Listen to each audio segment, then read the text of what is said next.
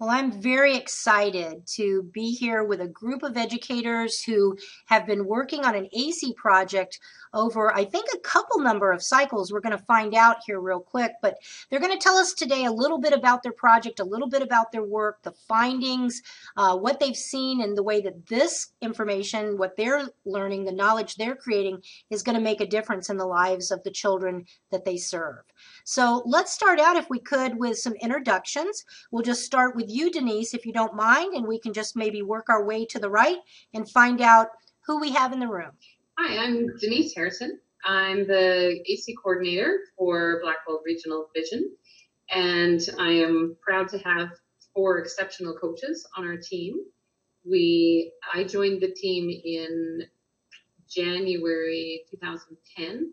It was 4 months into cycle 4, and got to lead this exceptional group of teachers. And I'll let it go down to Mike. Hi, my name is Mike Greco. I'm an instructional coach with Blackgold Middle School.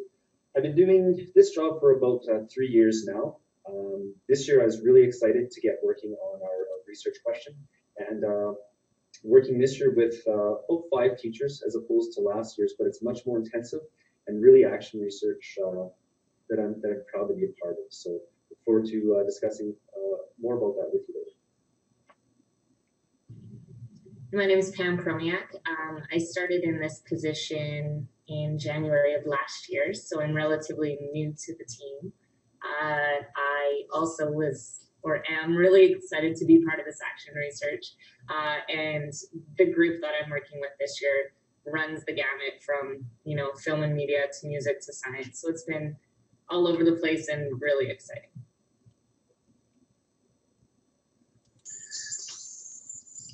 My name is Steve Sherman. I came on board at the beginning of Cycle 4, September 2009, when Blackgold entered the whole idea of instructional coaching and what that could mean to teaching. And so this is now, like I said, this is my 4th year, seconded from the classroom. My work has been all over the board, working with everything from kindergarten teachers right up to chemistry 30 teachers. So I'm sure we'll talk a little bit more about really the qualities that coaches can bring into different kinds of teaching scenarios. Hi, I'm Tara Kalashuk, and like Steve, I started coaching with Blackgold in September 2009 at the start of AC Cycle 4. And before that, I was a school-based lead teacher with AC Cycle 3. So I've just really enjoyed my work with AC, and it's just changed so much about me as a professional. And I've seen, it's positive work happen throughout our school division and like Steve said, in many classes and grade levels. And so I look forward to talking about our work today. So it's such a pleasure to meet all of you. I'm Cheryl Nussbaum Beach, and I've had the great pleasure to be able to help the AC group think about their online space and building the online community and the blog.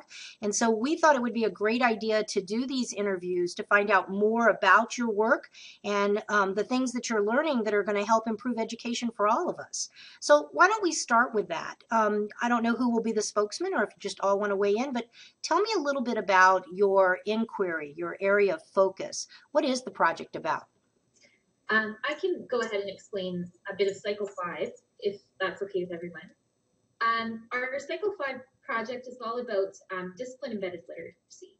And so, Cheryl, basically what we're working with here goes beyond traditional literacy initiatives in that we're looking at how literacy works within each discipline.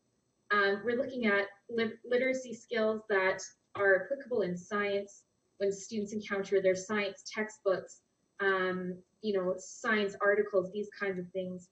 How are those strategies different from those that students encounter in math, in social studies, and language arts? And so all of our work is very tailored to the discipline itself, rather than blanket literacy strategies that kind of fit anywhere. We are looking at tailoring literacy strategies to meet the needs of specific disciplines. I don't know if anybody else wants to share their thoughts on it. Okay, well, I'll start, and our team has, I'm sure, lots to mention on this. Further from Tara's comment about discipline embedded literacy, this was really a good buy-in from and a nice transition from Cycle 4's work to really get our Division 4 teachers and especially our Division 4 science teachers involved in this project, because they found resonance in this idea that there was research out there that focused on their own specific discipline and recognizing and respecting the specific nature of the kind of teaching that these Div 4 teachers did in their classrooms. So this particular cycle, I mean, we went through a collaborative process in our district to decide really where we were going to go with literacy and with discipline literacy, and realized that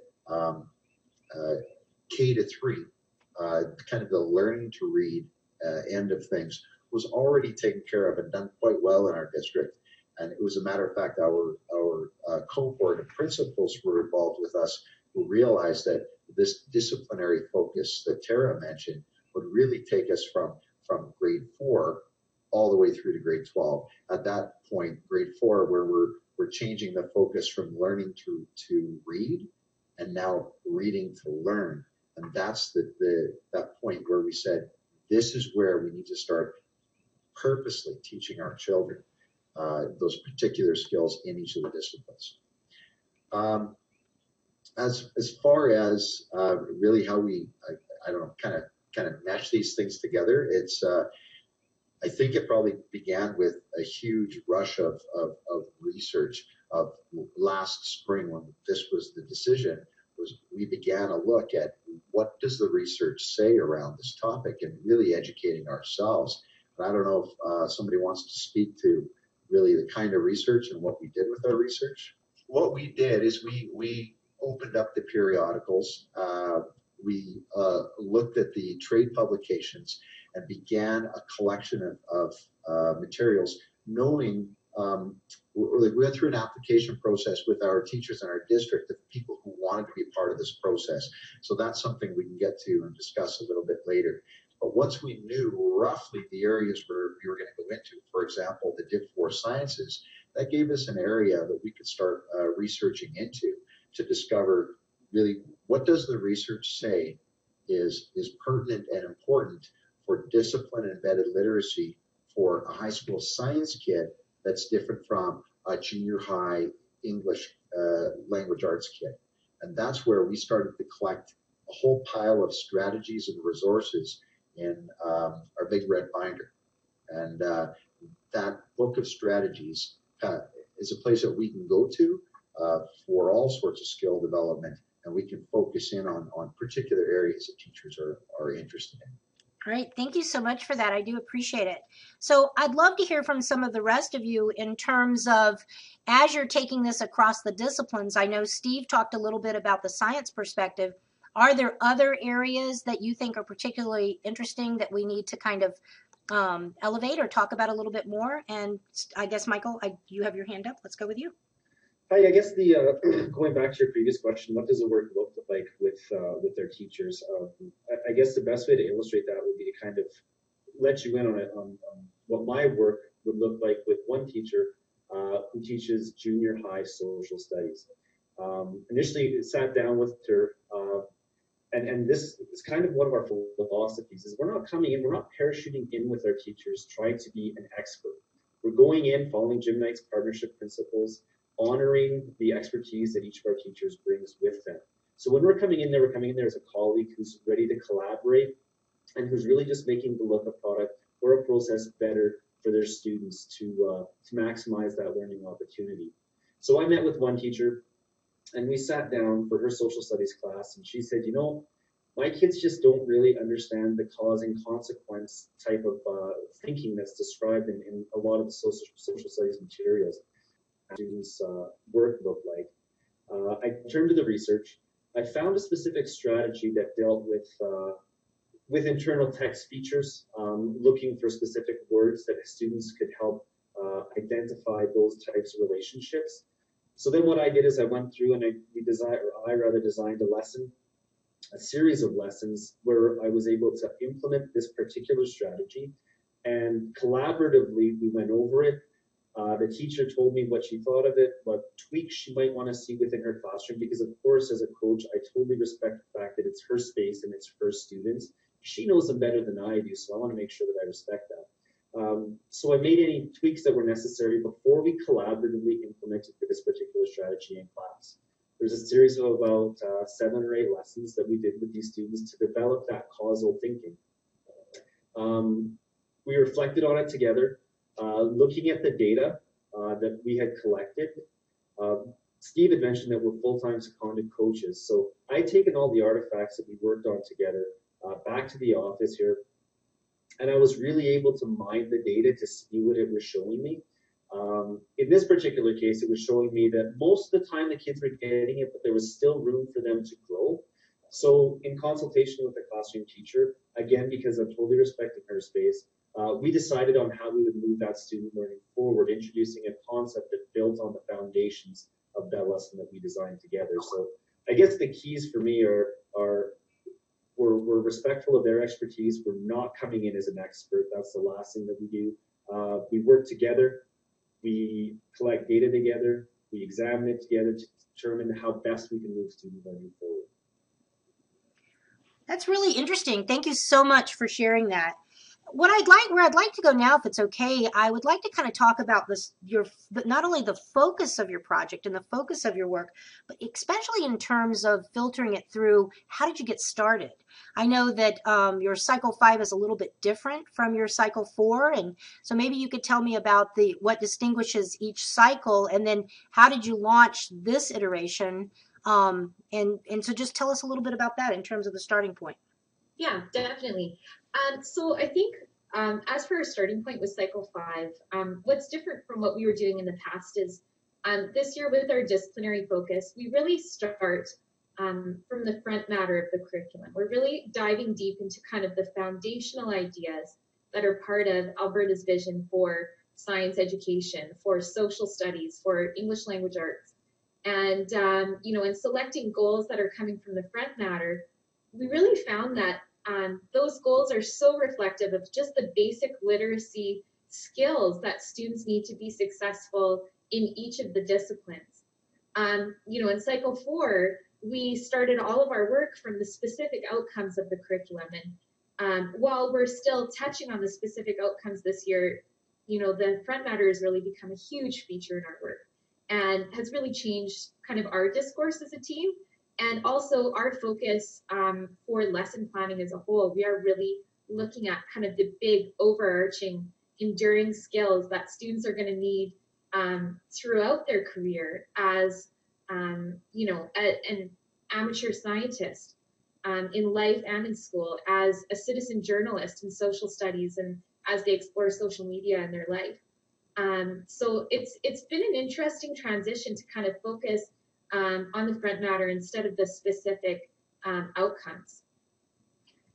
And I think on that note as well, it's taken a lot of reminding of ourselves that our focus is not about these strategies. These strategies are getting us to a goal, and that goal comes from those front matter summaries and our target that we set there with the teachers. And so anything we do is working us towards it and making sure that we're not getting caught up in actually the strategy and that as our focus.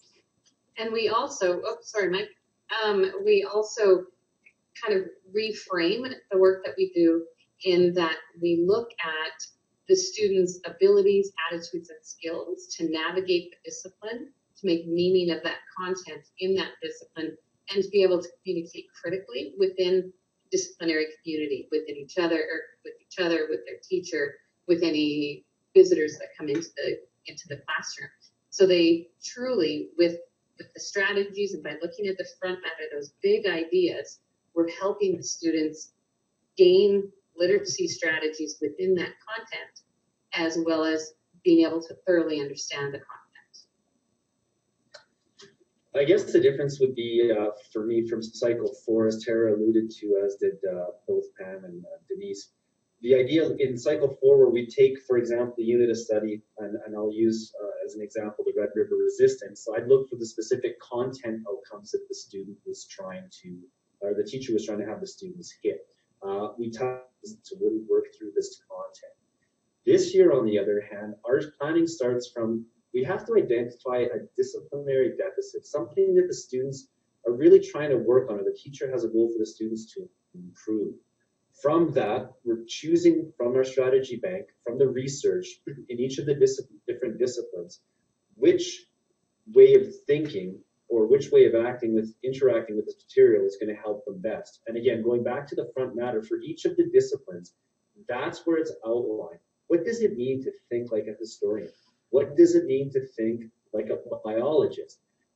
Those habits of minds and those skills that we're trying to work on are all outlined in those front matter summaries, the first place that we go in our work with the teachers.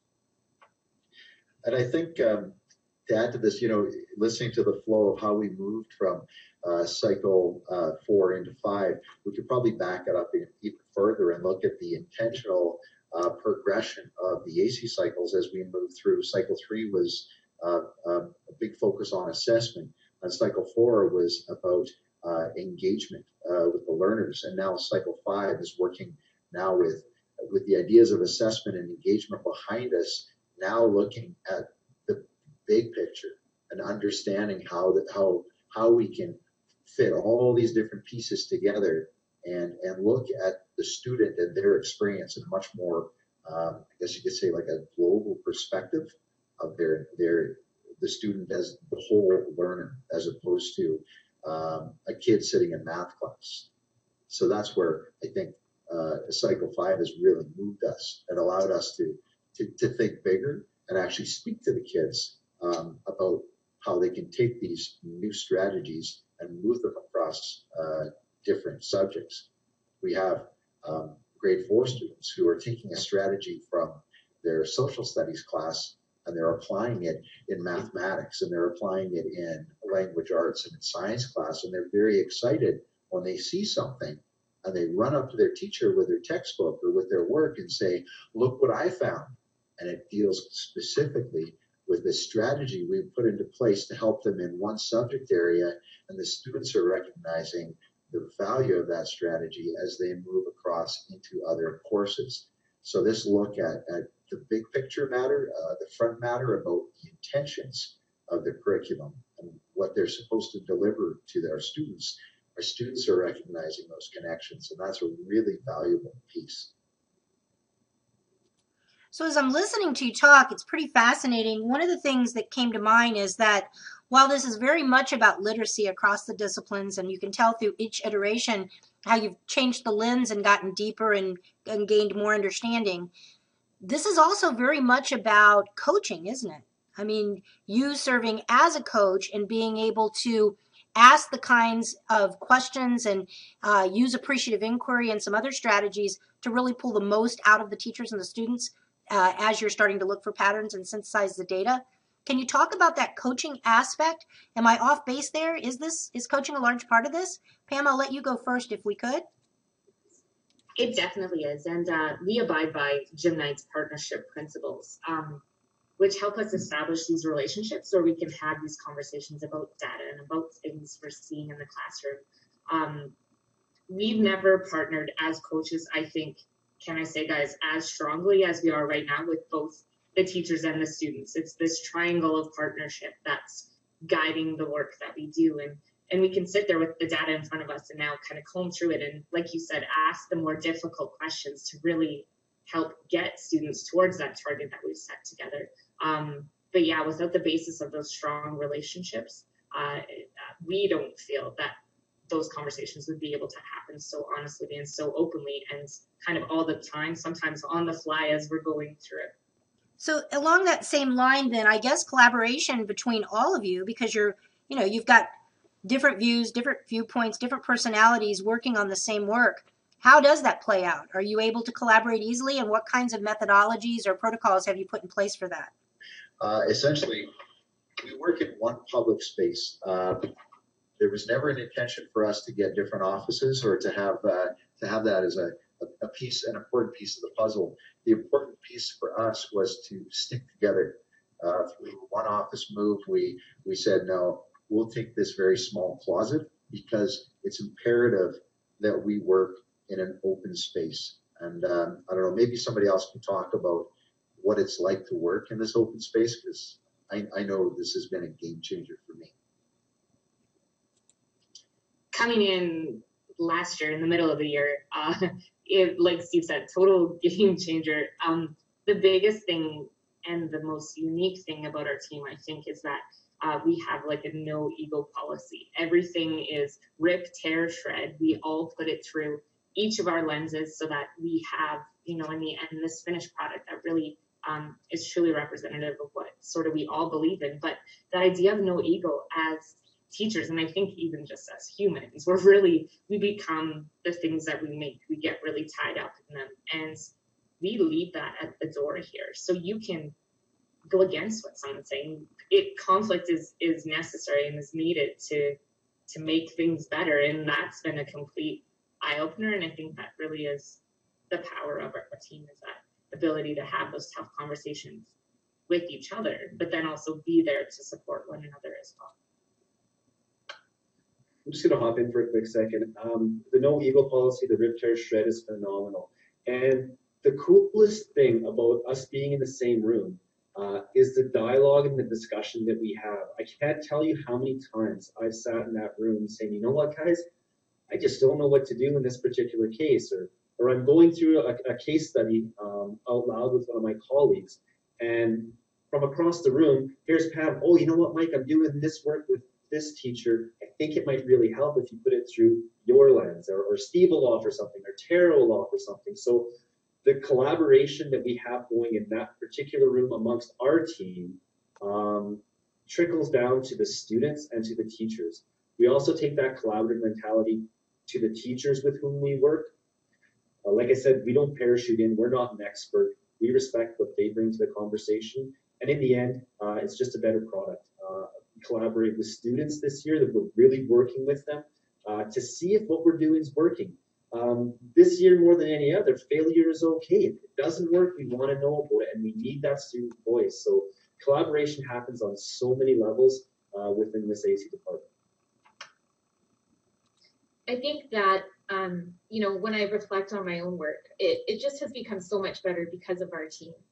And like an example, I think Mike was mentioning the trickle down of our collaboration to the teachers and the students themselves. The other day I was planning with a Math 6 teacher, and he was looking for something that we could do to address his goal of academic vocabulary in his class. He wanted students using the language of math in conversation, learning what words in math meant and how those meanings in math might be different in math than in language arts, for example. And so it happened that Steve, last year, I believe, had planned this wonderful project with fractions. And so I was able to go to Steve and say, hey, look, we're interested in using your project and adapting it to meet our goal of academic vocabulary. Do you have any tips? How did it go? You know, these kinds of things. And he was able to give me feedback, and it was just so helpful in making some changes to meet that new disciplinary goal. And that wouldn't have been there if it wasn't for Steve and his work. So I give so much credit to my team, and they are the reason that I have to push myself to do better for teachers and students, I think. Also, another aspect of our teamwork is we have tried very hard to make one day a week where we're all commonly in the office together, so that we can share and bounce ideas around and share celebrations, but also obstacles, and how can we navigate through those. So we have purposely booked time where we're all together in the office on Fridays. Another part of our work together is that we do a lot of PD together, and we look at the PD options that are upcoming, and like, okay, how is this going to help our work? Yep, we're all going to go. And so we go with a group, as a group, and then we share throughout that PD experience, and it all makes us far richer as a team. Choices aren't necessarily all education based. We try to look beyond we go to speakers who we think will get us thinking in a new way, but it doesn't, just like our reading, doesn't always have to be strictly education based, and we find that that really expands our thinking and our ideas as well. I can just give a quick concrete example of what Denise was talking about, how we'll go to a PD session as a group together and then we share it out. Collaboratively, we went to a PD session with Harvey Daniels recently, where he introduced us to a specific strategy called written conversations. Well, we've now taken that, and I think 4 of us have used that particular strategy with our teachers. We've shared it out during our division-based PD. I ran a session in which I used that particular strategy. So we're taking all of that PD and we're trying to get it out to as many of our teachers as we can because they're research-based and they're effective. Of teachers actually collaborating, and I mean, we are seconded teachers, first and foremost. We come from the classroom, and I mean, the teachers we go in and we work with their students in a place where we are you, and you are us. Like, we are all working together in this common place, and you know, this old school idea, or even now, classrooms have doors, and quite often you see them closed. And what I've seen, the power of professional development and the power of getting colleagues together to talk. I am absolutely amazed when I go out to school and I can collaborate side by side with teachers, the kinds of thinking, the deep coaching that goes on. Once we've established that relationship, we can get into the hard questions and say, I don't think that's going to get us where we want to go. And let me tell you why. And we can have that academic debate about a process we want to put into place, but it's a safe environment that we bring ideas, like, the phrase a PLC. You often wonder what's driving it. Where does it come from? And if it's coming from a place of research and it's coming from a place of data reflection, then I think it's a powerful place to be in. And that's kind of it's the partnerships that we foster, as we foster those authentic relationships with our teachers and with ourselves. And we feel free to call each other on ideas, to pull forward research, and if we don't know, we go find out. And that's been a game changer for me in terms of when I go back to the classroom. So this brings us to the end of the first piece of this interview. The next clip will look at student engagement and impact, as well as professionalism and the project as a whole in terms of next steps and where they'll be going.